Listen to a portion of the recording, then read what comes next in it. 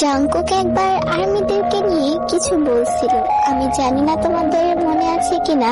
সে একবার বলছিল, যদি কোনো ছেলে তোমাকে দেখে রাস্তায় শেষ বাজায় তাহলে তুমি তাদের দিকে ঘুরেও তাকাবে না, কারণ তুমি একজন মেয়ে, রাস্তার কুকুর না।